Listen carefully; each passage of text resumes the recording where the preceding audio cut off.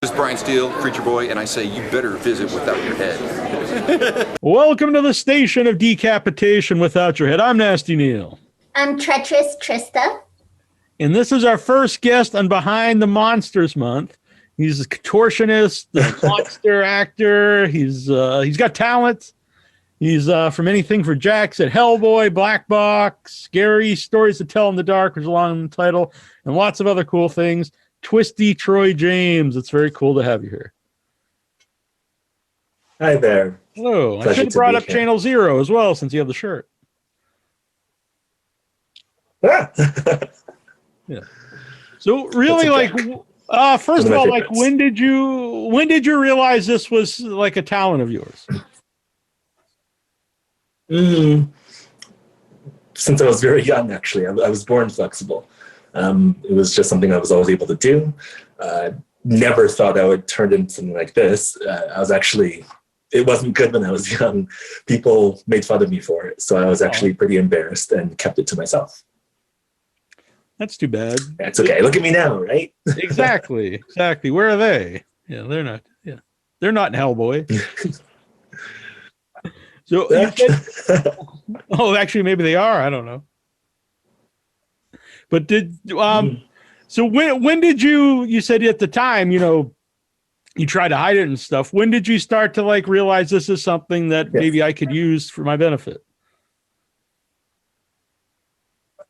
Okay, well, when I was young, I essentially used it just to torment my poor sister, my younger sister.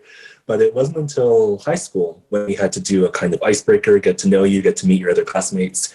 We put on a sort of miscellaneous talent show. You can kind of come up, say your name, and show something that you're good at, just to break the ice.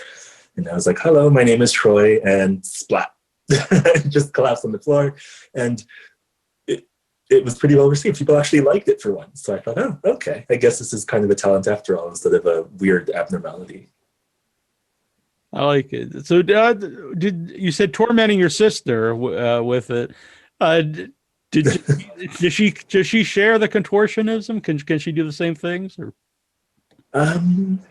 Nope. I'm the only one in my family who is as flexible as I am. Weird genetic defect, I guess.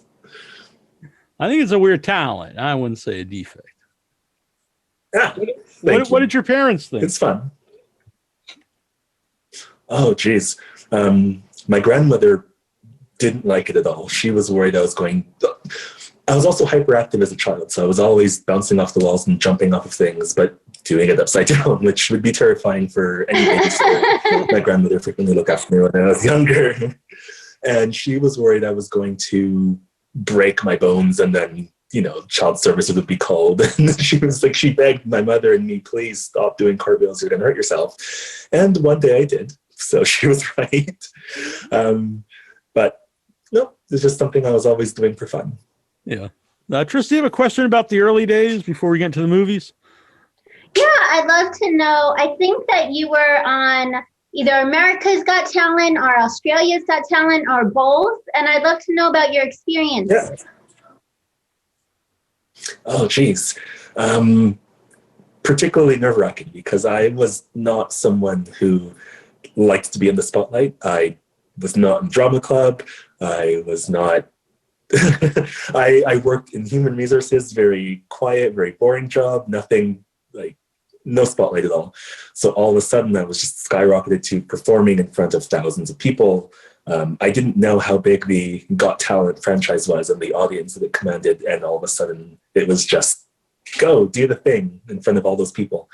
And it was very frightening, but surprisingly they liked it. And it got easier because you feed off the energy of the crowd, and if they're scared, I'm happy. And yeah, it was a pretty good experience overall. Along those lines, because you brought up a few times about, not liking to perform in front of people. When you did start to do the movies, did it make it easier that you play like a lot of creatures and you make up? Yes, that was the best part of it. I got to put on a mask. I got to put on a suit. And then I wasn't Troy anymore. I was just this big scary monster who was kind of anonymous behind it. And that was perfect for me.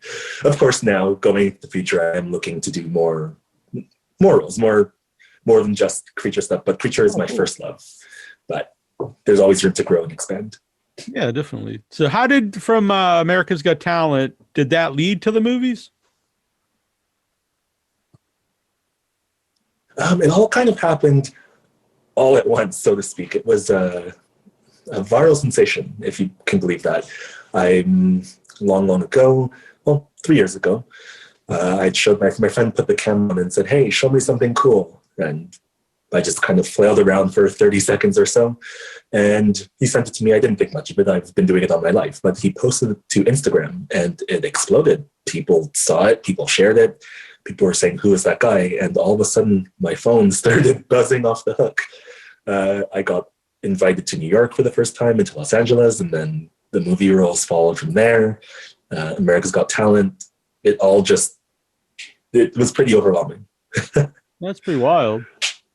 So when they bring you into like, if they want you for movies, so like, do you have to audition? Like, how does that work out? It's really strange, but it turns out that that viral clip and going on my America's Got Talent reel, those have kind of turned into my auditions. People see that and they say, "Yes, that is exactly what I want for my creature. Get him." And then poof. Were you a movie fan before you started to get involved in them? Not as much. Now I feel like I am more because I have to do homework. People talk about other monsters and I feel like I got to be in the know and research my other, get to know my horror movie monsters to help me be a better creature actor. But I always feel a bit shy when I talk to other people who really love horror movies, and I oftentimes can't keep up because I haven't seen everything that they have seen. Yeah. Well, that's fine though. That must be fun though to watch a lot of them for the first time. Yeah, like maybe old not. Classics. I see why the horror genre. I see why people go nuts for it. I especially love practical effects. The old movies just do it. That's all they had, so they have to do it, and I really appreciate those horror movies. Yeah.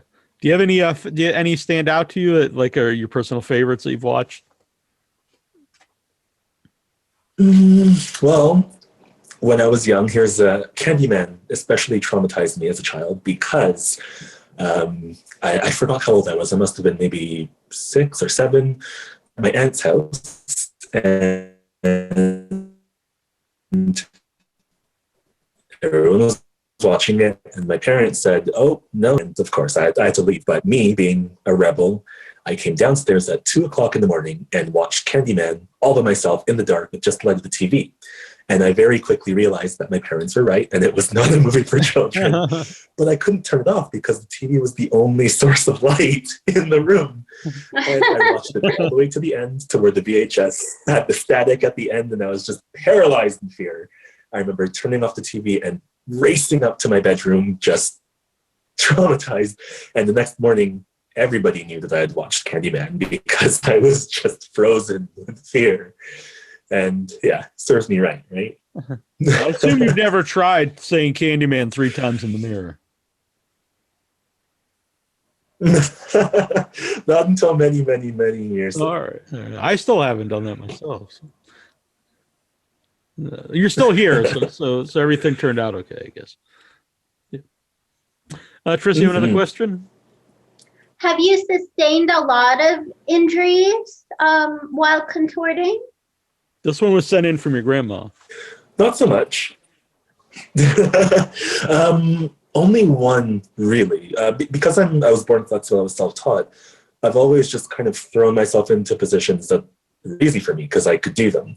But contortion, like any other art, like any other circus art or dance or craft, you have to practice. Most people practice for months and months to get better at it. And there's a certain technique to follow, and I didn't know it because I wasn't professionally trained. So one day I saw someone doing something and I said, "I want to try that." It was a chest stand, and I threw my legs over my head and landed on the floor, and it was fine at the time. But the next day my back hurt, and I thought, "Oh, what is this? I've never felt pain here before. What is back pain? I don't like this at all." It all worked out, but I realized very quickly, especially talking to other friends, that no, you don't just throw yourself into that without warming up. There are steps to follow. There are There's proper ways, proper techniques. You got to train for it. So I've learned my lesson. Mm-hmm. Something you just brought up there made me think of something. Some people might overlook like the creativity of doing this. Obviously it's talent that you can do all these different things, but thinking of different ways of like how you're going to move and what position you're going to be in. And so like for the movies themselves, do they have specific like ideas? Like this is exactly how I want the monster or the creature to look, or is a lot of that left up to you and how you think it should look and move? Okay, funny story. I think I can answer that with an anecdote. One of my earlier projects was Shadowhunters, the Mortal Instruments, the television show. And I played a demon, and they essentially had the screen written up as when we say action, a little trapdoor is going to open up, and you are going to, move to the main actress and attack her. And so I did it the way they wanted, and it was great, and we reset. But to reset, for fun, I did it upside down and backwards and went back to my starting position. And then everything went quiet, and I thought, oh no, I messed up. No horseplay on set. They're all mad at me now. But it turns out they were impressed. They said, what the heck was that? Okay. We want you to go from point A to point B. Like, you can take it away. Do whatever you like, because we can't direct that. That was amazing. And a lot of times I get to play with my own movement, and it works out just because it's hard to describe it. You just do it, right? Try to direct, put your elbow here and then twist your head. But when you do it, it's just so strange to look at. And a lot of people came in to watch it. It was a really exciting moment of the project. When you see yourself in like makeup or costume, does that give you a different idea of like how you're going to play this? Because like then you can actually envision yourself as the creature playing. Definitely, being a creature and getting all suited up definitely helps, because I stop seeing myself as me and more as the monster. So it becomes, how would this monster behave? How does it act? Is it a slow, creepy monster? Is it vicious, very fast, trying to get to its meal as quickly as possible? Does it skulk around, hide in the shadows, try to grab their victim unawares? It helps. Yeah. Do you think of like a backstory sometimes for the things you're playing, if there isn't one provided? Most of the time they have their own backstory, and if they don't, I do get to play with it, but it depends on how much screen time they get, right? There's not enough time to fill a whole novel when you have a scene that's only a few minutes, and vice versa. Pretzel Jack was particularly fun because it was a series, and over the episodes we had time to flesh out his personality. I'm a big fan of Channel Zero. Did you ever read any of the creepypastas that the stories are based on? I did. I have a couple favorite. I really wished that the Russian sleep experiment got picked up for Channel Zero or for any creepypasta adaptation. It might. I keep hearing whispers that it's coming, someone's doing it, but haven't seen anything yet. I liked the left-right game. That one was one that reading it just kind of threw me for a loop. Nick Antosca is one of the writers for Channel Zero, and he has so many ideas that come from creepypastas. And just talking with him, I wish we had more seasons of Channel Zero to explore some of these, because there are some really great ones out there. Yeah, and I feel it's really underappreciated. Channel Zero. People out there have never watched it. I definitely recommend going back and watching them all. And unlike a lot of series which are never ending, just like you have to watch every season. It's sort of like American Horror Story, where each season is its own story arc, so you don't have to devote contained 40 hours of your time. Trista, you have another question? I'm curious about the warm-ups and or cool downs that you do before and after. See, this is where I'm bad for things. Again, going back to the being self-taught, just being able to do things. I know that you're supposed to warm up and stretch, and when you do, it's great for longevity. It's great for your body health. But a lot of the time, I'm just like, okay, here we go, doing contortions, and then hopefully, as I get older, it doesn't bite me in the back. But I don't warm up and cool down as much as I should. I'm getting better. I'm taking classes. I'm doing contortion slash yoga classes that kind of help, but I'm still relatively new to the proper way to do things. Interesting. Yeah. No, I've never done yoga. Seems like that comes up a lot on the show lately, yoga. Mm-hmm. I don't know why. Just thought I'd put that. I'm new to it. Has your grandmother or your sister, any of your family member watched any of your movies or TV shows? They have. My mother watches what I do. I have an aunt who's my biggest fan, my aunt Paulette. She loves everything that I do. My poor mother, though, she asks me sometimes, when are you going to do things that aren't evil monsters killing people? Because she doesn't like to see violence like that. And a lot of times I do end up dying because I'm the monster. So I think she wishes that I would do something less abhorrent. Yeah, I was just thinking, I guess there's not a lot of movies that have like friendly twisting monsters, but there should be. Someone should out there listening should write one. But you said you were gonna you'd like to play, some non-creature stuff. So when was that? When did that decision come about? And why is that something you'd like to pursue? I just think it opens up to so much more, because so far I've been doing all the creature work. The creatures themselves either silent, or they don't speak English, or I get dubbed over because I'm playing a female witch. Being able to be an actor who then transforms into a creature opens up so much, right? Think of the Metamorphosis, think of Dr. Jekyll and Mr. Hyde, that sort of thing. I think it would just add more to my skill set if I were a regular human for once, even though it's a terrifying prospect. Being a monster, easy. Being an actor who has to drink a glass of water and ask, how was your day? How do people do this? Oh, it's so hard. I like that, though, that you want to go out of your comfort zone. Yeah. Speaking of playing a witch, I'm old school Dungeons and Dragons fan. Used to play when I was a little kid, up into my 20s. Yeah. Your version of Baba Yaga, I think, is the best one, and he even had a dancing hut with the chicken legs, exactly how he's in D&D. But I like that scene. To play a female character. That was an interesting one, because I remember they put the prosthetic on, and she had these they were made of the appliance made of silicone, and she had these really heavy, saggy silicone grandmother boobs that I was just walking around with, and eventually someone gave me a robe because I felt like I had to cover her up. They were nasty. She was a gross witch. But it was fun, and because she was just this mean old Russian witch, and I was wearing the fake teeth, I couldn't speak like a normal person. Everything sounded like, I'm going to eat you. So when you watch it, you just see that she's just ridiculous in the best way. I really liked playing Baba Yaga. She was fun. Yeah. I saw it in the theater. It's another movie I think is underappreciated. I thought the new Hellboy was great, and Baba Yaga, perfect. The whole movie's for an old school D&D kid. Giants, everything worked for me. Yeah. Awesome. I'm glad you liked it. I do. I love it. Trista, you have another question? I'm wondering if there's a large contortionist community.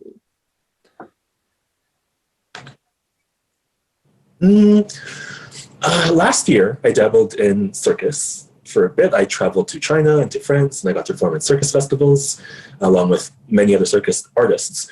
Contortion seems to be niche, in an already niche area of circus. You'll find many jugglers, many acrobats, trapeze artists abound.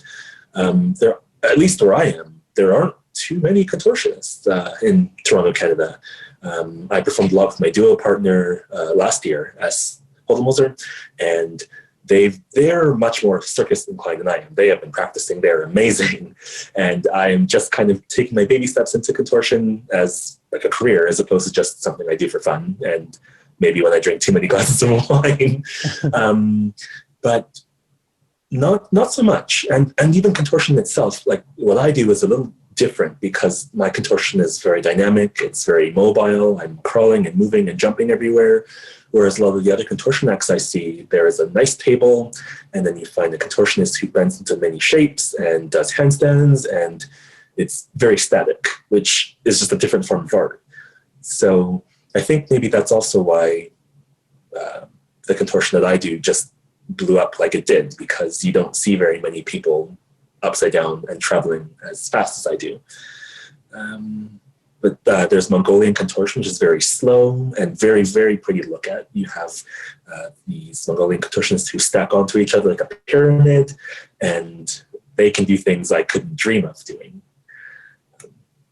Maybe one day, but not today.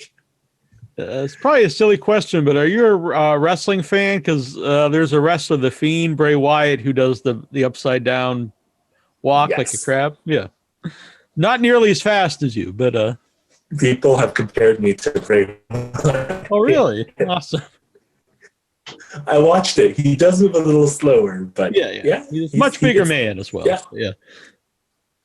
Yes, very muscular. I imagine I would be slower too if I had that much muscle. Yeah, it's a cool character, and it is connected to wrestling because to horror movies because Tom Savini actually designed the mask that he wears as the Fiend. Cool trivia for people out there. So, if you had to pick like a few, like 2 or 3 of the things you played, to like showcase to someone like this is like what I do, like what would you pick? Maybe not your favorites, but the ones that either mean something to you or you'd show off. So 1 or 2 monsters that I've played to show people what I do. I guess one of them would have to be Jangly Man, because his whole modus operandi is terrifying, creepy crawling upside down. His limbs fall apart and come back together. So anyone who wants to say like, hey, I'm a monster, this is what I do, that guy right there, Jangly Man, he's that. Plus he has a cool Funko Pop, which is neat. I've never been a Funko Pop before. Oh, that's cool. That's interesting. And then I guess one that would be more normal. Well, unless they're afraid of clowns, because I would say my second one would be Pretzel Jack, only because he's nice. He's not an evil monster. He's like, at the beginning, you think he's terrible. He's frightening. He just appears and slaughters someone. But as you watch the series, you figure out that he's kind of got a heart of gold, and he just wants to protect his best friend, Jillian. And a lot of people like him for that, because he's not evil, but he's still very much a creature. Interesting. I like that as well. The when you mentioned Jangly Man and being the pop figure, do you have it? Did you buy one, or did they send you one? I moved and I cannot find it for the life of me. But my friend made a custom Funko Pop, and I should get it and show you. Here back. All right, yeah. This is exciting. I'm excited. I'm excited as well. He's so charming, isn't he? Yeah, he's very sweet.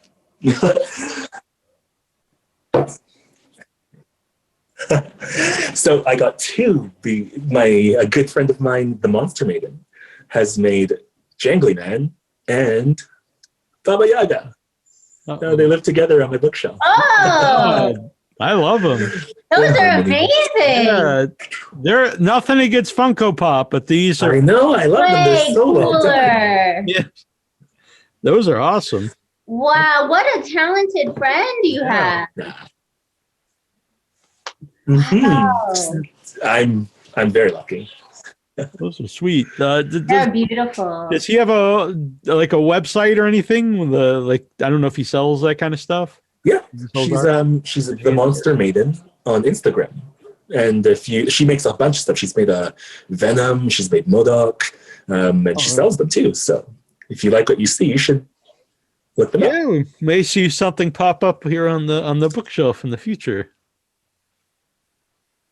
So when you for Jangly Man, since there were like illustrations of that character beforehand, do you go and look at those, before you play the character? Does that have any influence?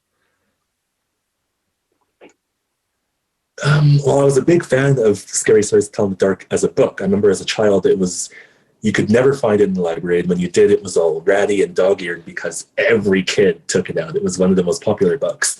And I think the Jangly Man himself was a mishmash of two characters. There was the, I'm forgetting what the titles were. There was the What Do You Come For and the Mitai Doti Walker. They were two separate monsters. One is like the head that comes down the chimney, and the other one is the dancing skeleton. And they kind of put them together and came up with Jangly Man. And we did, I think, Guillermo del Toro and I and Andre, we all looked at the illustrations and we came up with this, the Jangly Man here.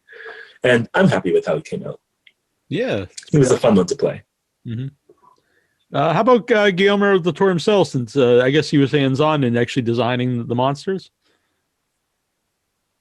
I think it was, I know I worked with Mike Hill from Spectral Motion. He painted and designed all the monsters. I'm not quite sure who did what in terms of designing, but everything they did, all the practical monsters they made were just awesome. The Pale Lady, a particular favorite of mine, the Harold the Scarecrow, they were just so well done. I'm so glad that they put the effort in to keep it the way in our minds the same way it was when we read the books, because the books illustrations were terrifying. So I'm glad that they kept that to heart when they were designing the monsters for the film. Yeah. It was interesting when we had the filmmakers on from Anything for Jackson, and Trista brought up your scene as being something that really affected her. And they went and told a long story how like they originally wanted you, and then like you weren't available. Then it worked out that you were. And so, what are your memories of getting Anything for Jackson? Okay, so I remember when I first got onto Anything for Jackson, I wasn't aware that it was a movie. I thought it was going to be a TV series at the time. I don't know why. I should have known. But I got there and everyone was so nice. And I was like, okay, I'm going to be playing this ghost, this suffocating ghost. What am I going to do? And then they brought the scene and we got to flesh it out right then and there. And so we thought of all these ideas and we kind of threw everything in the kitchen sink at the scene. So we ended up with like a big 10-minute scene that we then had to pull back because we couldn't do everything. But it was a lot of fun. And I don't think Becker, Constantina knew, or maybe she did, that I did everything that I did or she's just the best actress ever, because the way she was screaming, I thought, oh no, I'm really frightening people, which I've done sometimes where they don't tell the other actor or actress that I in the script it says, Troy moves towards actor A, actor B, but they don't write, crawls upside down really fast. So sometimes the first take is a wash because they scream or they run away. But this one, it was awesome. Everyone was so amazing. And funnily enough, I think I remember, Justin and Keith, when they originally wanted me, years ago, to put myself through undergrad, I worked at a theme park in Canada's Wonderland. And for Halloween, we dressed up as monsters and chased people around the park. And I think they saw me like years and years ago, and they must have kept that in mind, because when they wrote the script and then they got me, they said, this is exactly what we wanted. And you're the guy I remember from years ago. This is amazing. So I'm glad that the stars aligned and we all got to be in such a magical moment together. Yeah, that's wild. Yeah, they were very excited about it, and they mentioned too that they wanted to keep the whole scene in, but just for a movie, they couldn't keep the whole 10-minute scene in. They also said that like the rest of the crew and the cast came to watch you perform that scene. It was like a big. I remember. Yes, it was a small bedroom space, but there were a lot of people watching. It's fun. It was something different, something pretty terrifying. Actually, when I watched the film myself, even though I was a suffocating ghost, when it happened on screen, I wasn't prepared. So I actually spooked myself for a split second when it popped up. The jump scare actually got me, and I'm very embarrassed that I scared myself. I love it. Yeah. What did you think of the finished movie? Because both Trista and I loved Anything for Jackson. Oh, I loved it. My goodness. now I'm tripping over my words because I want to say everything at once, but it's just a movie unlike I've seen before. Like, you don't see reverse exorcism movies. At some points it's like a black comedy, it's very funny, and at other times it's terrifying, and it all works. I love how original it is. Now I'm going to just be saying good things about it forever. I'll try to pare myself back, but Sheila and Julian were just phenomenal. They carried it, and Konstantina too as Becker, amazing. I had a great experience. Trista, you have a question? I do, yeah. So obviously you have a very unique and amazing talent, but I'm wondering, and I assume many, many talents because I've seen a lot of your work, and it's all very varied, and you have a huge range. But I'm wondering if you're able to give any advice for people who maybe aspire to a similar career.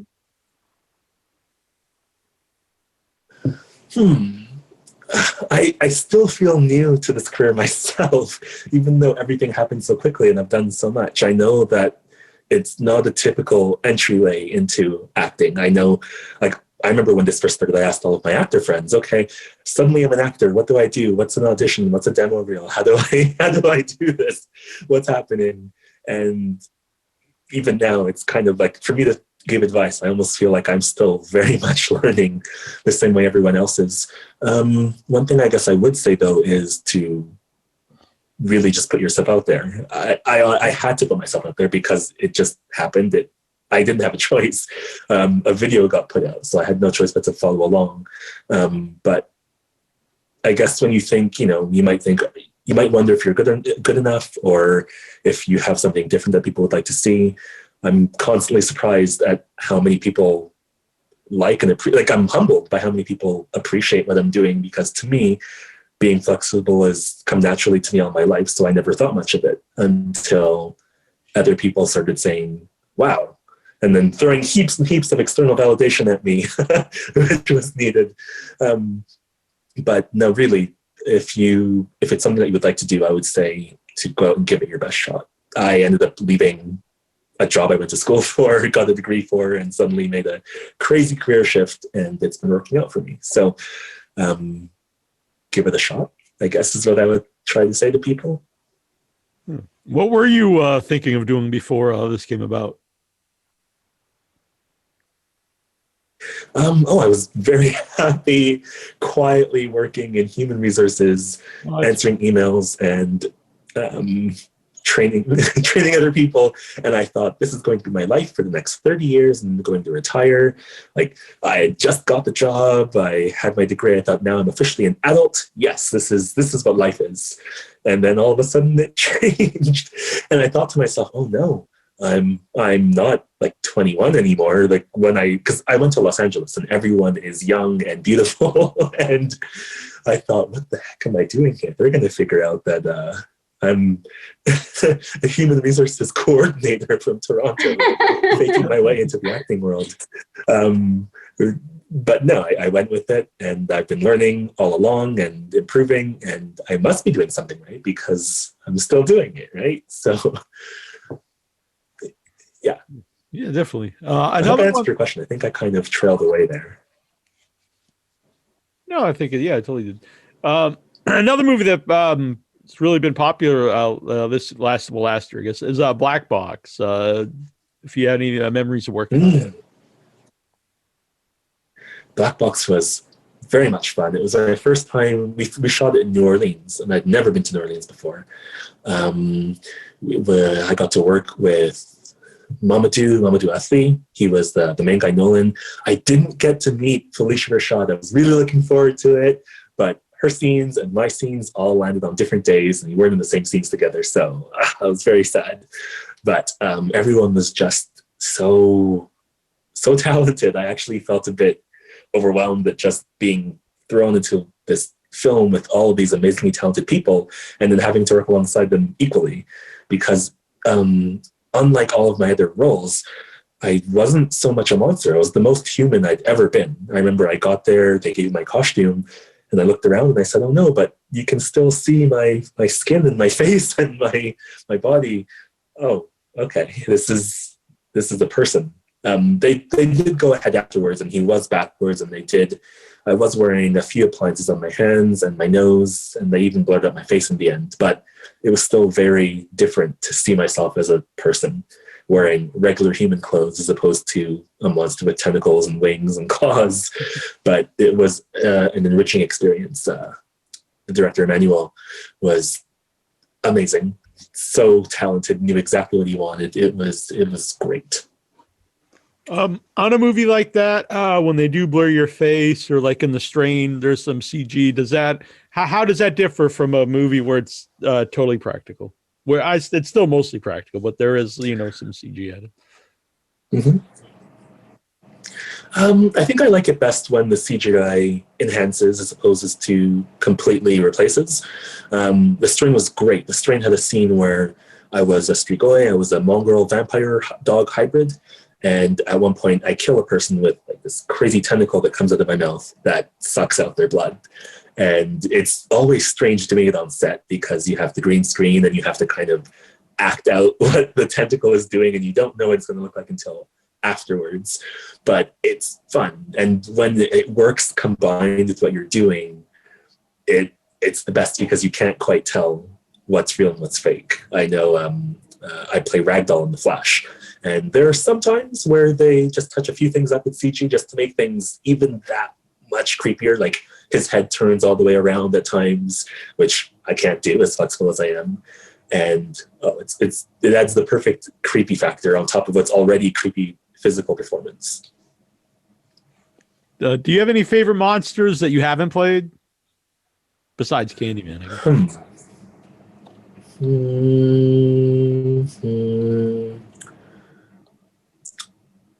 Well, I have like iconic ones, but I was looking for ones that weren't so popular because everyone says the popular ones. But like I remember just seeing Hellraiser for the first time, never seeing Pinhead. Like what the heck? As a kid, you're like, he's got pins coming out of his head. He's terrifying. What is this? I have a few favorites. Like I really, really liked The Autopsy of Jane Doe, even though it was very minimal. Too. It was amazing. So getting to work with Andre for Scary Stories as a director, what an honor, right? It Follows got under my skin just because I don't know what it was, but just the notion of something walking after you that you can't escape from, that will get you no matter what you do if you stay still, just unsettled me. I remember going to sleep and just thinking like, I'm uncomfortable the night after I watched it. Cabin in the Woods, I know a lot of people say it's an homage to their favorite horror films. I just liked it for what it was, not having seen all of the films it was based off of, but it was just a really fun movie to watch. I wish I had more particular favorites, but I guess I am pretty mainstream. That's interesting, though, about Cabin in the Woods, because, I talk to a lot of people that are horror fans, so that they know all this stuff. And to have a perspective from somebody who's maybe not familiar with all the movies and gets all the little in-jokes, and you still enjoyed it. So that's interesting. Yeah. That speaks highly of the movie. So. Do you have another question, Trista? Yeah. I do, yeah. Troy, I have to tell you, so when I watched Black Box, I knew it must be you. And my roommate and I immediately went to IMDb to see if it was you, because we had seen your work in Anything for Jackson, and we just knew nobody else could do that. So we're huge, huge fans of your work. I'd love to know. Thank you. So, yeah. Yeah, absolutely. And this interview was highly anticipated, and we are not at all disappointed. So thank you so much. Can you tell us, maybe do you have anything upcoming next where we can see more of your work? It's always, okay, I have to think of what I can say and what I can't say, because NDAs are,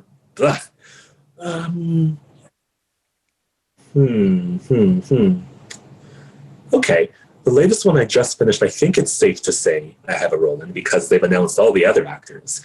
But Guillermo del Toro has a movie coming out. It's called Nightmare Alley. And it's got a bunch of big names in it. And I get to play a little role in it myself. So I probably can't tell you what I do or where it is, but if you do watch Guillermo del Toro's next feature film, you'll see me. I you'll will recognize me too, definitely because be I'm not. watching, yeah. That's very exciting. Yes.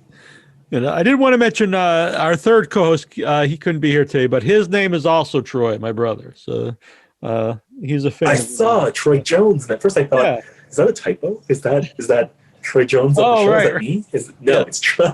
Well,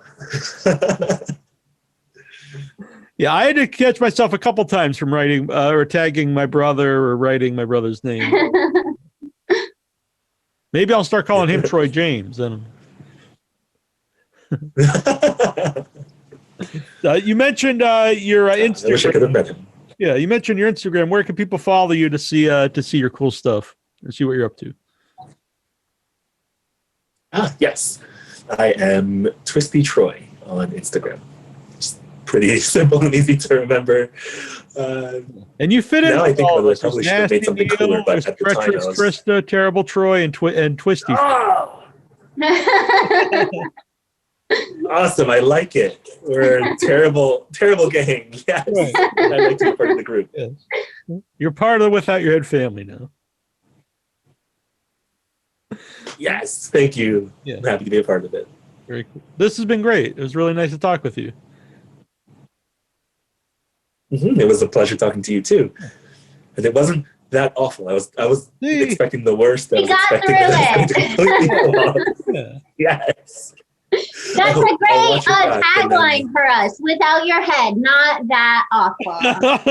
I agree. That's the next. No, I didn't mean it like that. I love it. Very cool. All right. Yeah, it would be cool to talk again sometime. Thank you. Thank you very much for having me. It was a pleasure. Thank you. Bye. Bye. Hi, I'm Jim Ojala, writer, director, creature, creator of the eco-horror film Strange Nature, and you are watching Without Your Head.